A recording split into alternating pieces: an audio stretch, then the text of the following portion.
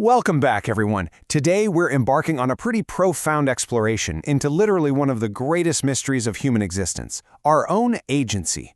We're essentially stepping into a philosophical detective story today, where the main suspect is your very own mind, and the victim, well, that might just be your entire sense of control.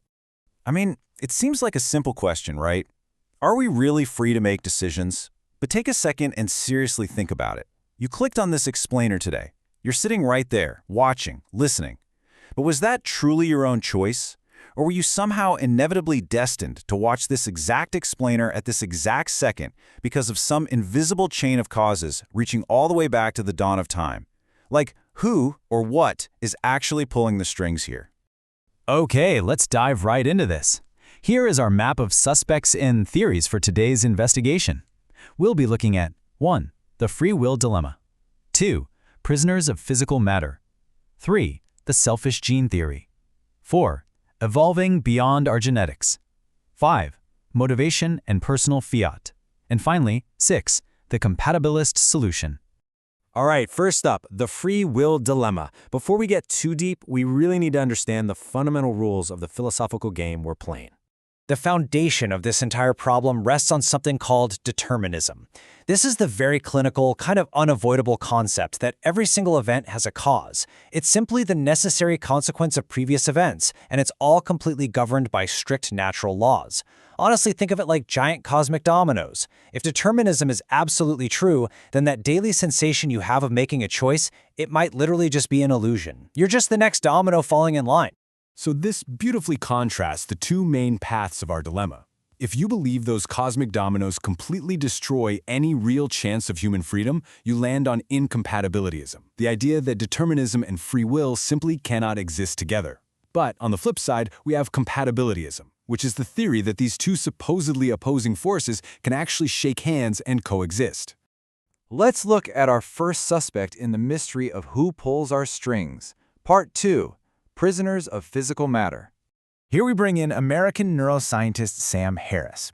He argues that our experiences are essentially just complex interactions between ourselves and our environment. In fact, he says that to truly possess free will, you'd need to be given access to everything that gives rise to the choice. You would practically need godlike knowledge of all your mind's hidden limits and unconscious physical causes. And, well, since we clearly don't have that, Harris claims the whole concept of free will is just incoherent. So you can see how this sharply divides philosophical thought. Harris neutrally points out that mental events are purely the product of physical events, meaning even if you had a soul, its unconscious operations wouldn't give you any more freedom than your brain's basic physiology. But people who hold a transcendental view argue the exact opposite. They maintain that an eternal soul inherently operates on a totally higher level than physical limits. It's a pretty stark contrast, right? Purely physical boundaries versus transcendental freedom. Which leads us to our next key witness, Part 3, the selfish gene theory. British ethologist Richard Dawkins takes this deterministic argument right down to our biology. He says the base unit of evolution isn't the species or even the individual. No, it's the individual gene. In this somewhat ominous view, humans are basically just survival machines built by our genes purely to make sure they get passed on. The genes are the executive decision makers pulling all the levers. And he even scales this concept up to human culture with memes, which are ideas that replicate and spread from person to person, exactly how genes operate physically. But hold on, there is actually a fascinating little crack in this biological armor. Because even Dawkins admits we aren't total slaves to our biology. We can actually rebel against our genes. A brilliant, really cunning example of this is human contraception. By choosing not to replicate, we are actively defying our most basic genetic programming.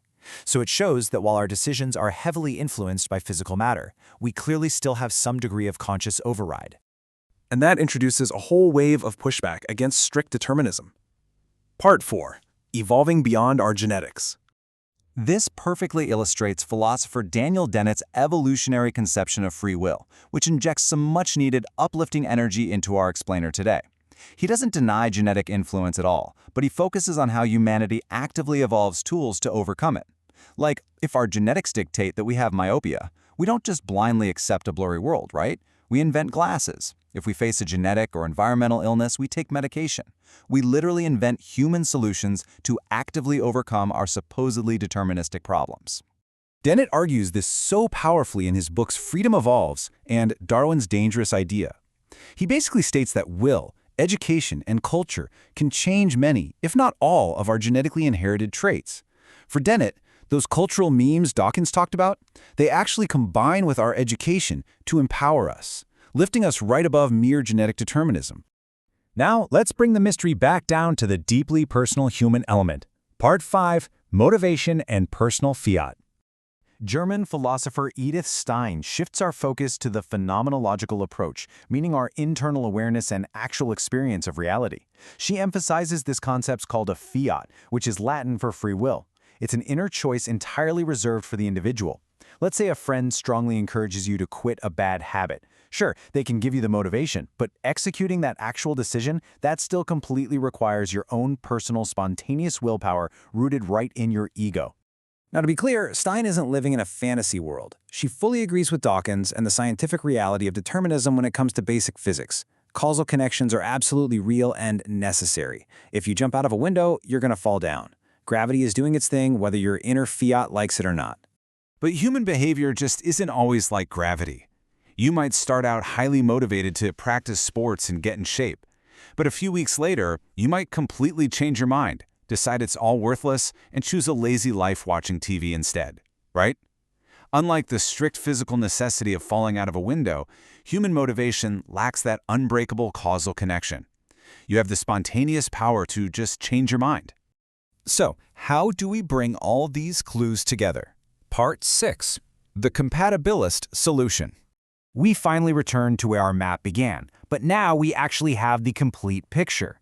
The Stanford Encyclopedia of Philosophy defines compatibilism as the thesis that free will is compatible with determinism, and this basically synthesizes our entire investigation.